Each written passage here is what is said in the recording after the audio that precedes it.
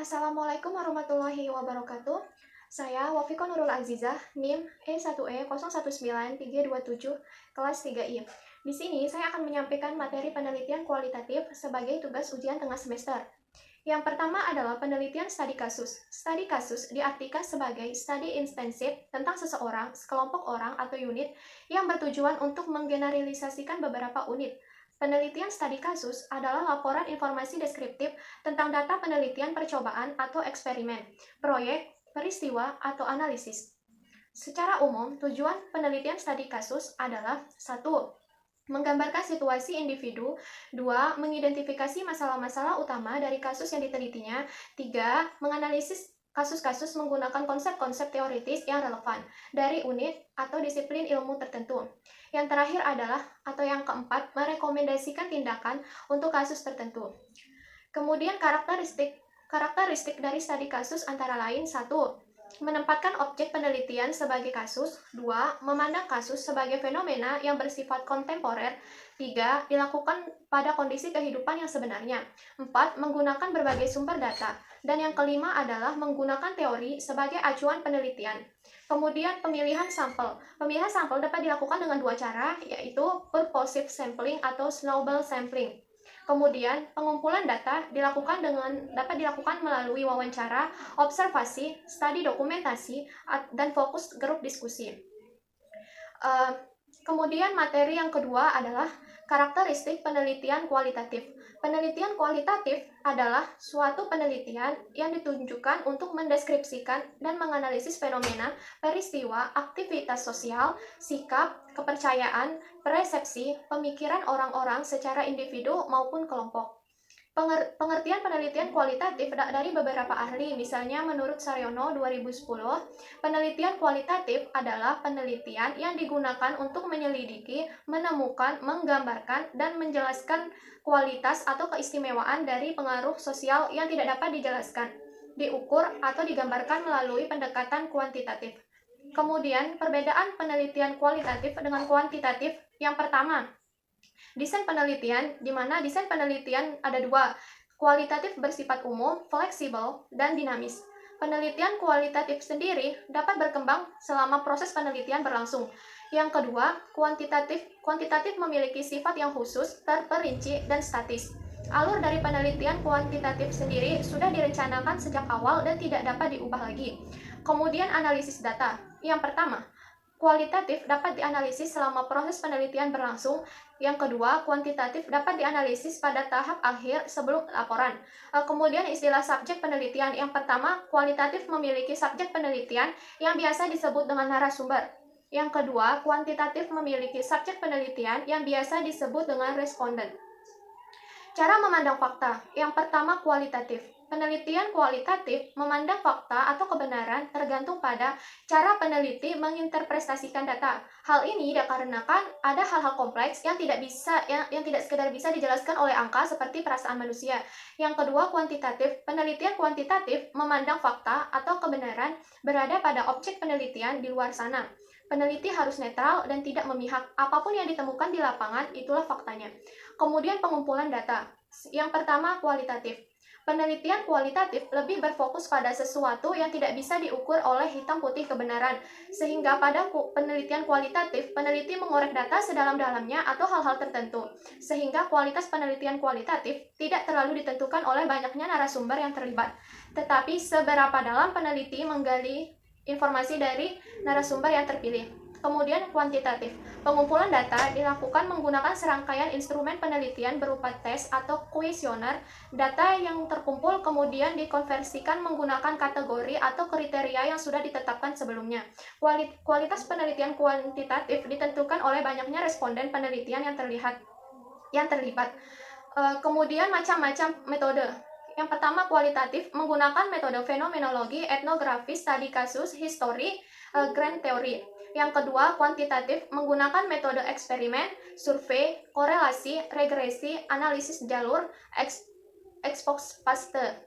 Tujuan penelitian yang pertama adalah kualitatif, memperoleh pemahaman mendalam, mengembangkan teori, mendeskripsikan realitas dan kompleksitas sosial. Yang kedua, kuantitatif menjelaskan hubungan antara variabel, menguji teori, melakukan generalisasi fenomena sosial yang diteliti. Kemudian yang terakhir adalah perbedaan observasi partisipan dengan non-partisipan. Dari segi pengertian, observasi partisipan adalah sebuah bentuk metode untuk melakukan pengamatan yang mana para pengamat turut serta atau menjadi bagian dari kehidupan orang yang akan menjadi subjek observasi atau pengamatan. Sedangkan observasi non-partisipan adalah sebuah bentuk metode untuk melakukan pengamatan yang mana pengamat tidak termasuk ke dalam sebuah kehidupan subjek pengamatan dan pengamat berkedudukan sebagai seorang observer. Kemudian teknik pengumpulan data dalam penelitian kualitatif. Yang pertama adalah teknik observasi. Teknik observasi adalah teknik pengumpulan data dengan cara peneliti melakukan pengamatan langsung di lapangan. Teknik ini sangat relevan digunakan dalam penelitian kelas yang meliputi pengamatan kondisi interaksi pembelajaran, tingkah laku anak, dan interaksi anak dengan lingkungannya. Alat yang bisa digunakan dalam pengamatan adalah lembar pengamatan, checklist, catatan kejadian, dan lain-lain. Beberapa informasi yang diperoleh dari hasil observasi adalah ruang atau tempat, pelaku, kegiatan, perbuatan, atau kejadian peristiwa, waktu, dan perasaan. Secara umum, observasi dibagi menjadi dilakukan dengan cara yaitu observasi partisipan. Observasi partisipan adalah apabila orang yang melakukan observasi turut ambil bagian atau berada dalam keadaan objek yang diobservasi. Yang kedua, observasi non-partisipan merupakan suatu proses pengamatan tanpa ikut dalam kehidupan orang yang diobservasi dan secara terpisah berkedudukan sebagai pengamat. Kemudian yang kedua adalah interview atau wawancara. Adalah pengumpulan data dengan mengajukan pertanyaan secara langsung oleh pewawancara kepada responden dan jawaban responden dicatat atau direkam. Wawancara dapat dilakukan dengan tatap muka ataupun melalui telepon. Satu jenis wawancara. Wawancara mendalam di mana peneliti menggali informasi secara mendalam dengan cara terlibat langsung dengan kehidupan informan dan bertanya jawab secara bebas tanpa pedoman pertanyaan yang disiapkan sebelumnya sehingga suasananya menjadi hidup dan dilakukan berkali-kali. Yang kedua adalah wawancara terarah di mana peneliti menanyakan kepada informan hal-hal yang telah disiapkan sebelumnya. Ketiga adalah kuesioner. Kuesioner atau angket merupakan suatu teknik pengumpulan data secara tidak langsung atau peneliti tidak langsung bertanggung jawab dengan responden. Teknik angket adalah teknik pengumpulan data dengan cara mengajukan daftar pertanyaan yang harus diisi oleh responden. Jenis-jenis angket menurut cara penyampaiannya ada dua, yaitu satu, angket langsung, yaitu informasi tentang dirinya sendiri. Yang kedua, angket tidak langsung atau informasi tentang orang lain. Kemudian yang terakhir adalah pemeriksaan catatan atau dokumentasi adalah teknik pengumpulan data dengan cara memeriksa surat, catatan, arsip foto, hasil rapat, jurnal kegiatan, dan sebagainya. Kemudian penelitian analisis dokumen atau analisis konten. Pelopor analisis isi adalah Harold Laswell yang memelopori teknik simbol coding, yaitu mencatat lambang atau pesan secara sistematis kemudian diberi interpretasi.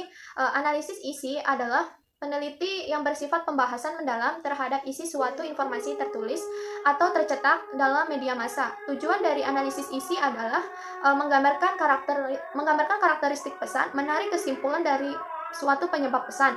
Kemudian proses penelitian konten yang pertama, penetapan desain atau model penelitian. 2. Pencarian data pokok atau data primer. 3. Pencarian pengetahuan atau kontekstual. Kemudian materi terakhir adalah penelitian etnografik. Penelitian etnografi adalah metode kualitatif di mana peneliti mengamati atau berinteraksi dengan subjek yang diteliti di lingkungan di kehidupan nyata mereka. Tujuannya adalah untuk menggambarkan budaya atau subkultural serinci mungkin, termasuk bahasa, adat istiadat, nilai, upacara keagamaan, dan hukum. Proses dari penelitian etnografi. Menurut Spardley 1980-22-35, siklus penelitian etnografi mencakup 6 langkah, yaitu pertama, pemilihan objek etnografi, 2. Pengajuan pertanyaan, 3. Pengumuman data, 4. Perekaman data, pengumpulan data, 4. Perekaman data, 5. Analisis data, dan 6. Penulisan laporan. Adapun jenis penelitian etnografi yang pertama adalah etnografi realis, yang kedua studi kasus, ketiga etnografi kritis. Kemudian teknik penelitian etnografi yang pertama adalah holistik, artinya peneliti harus memiliki empati dan melakukan identifikasi terhadap kelompok. Mereka harus hidup seperti orang lokal. Yang kedua, semiotik, artinya peneliti memeriksa bentuk simbolis yang digunakan orang-orang dan menganalisisnya sehubungan dengan seluruh budaya yang berkembang dalam suatu kelompok. Yang terakhir adalah kritis, artinya peneliti mencoba mengungkap apa yang biasanya tersembunyi dan tidak terucapkan oleh budaya tersebut.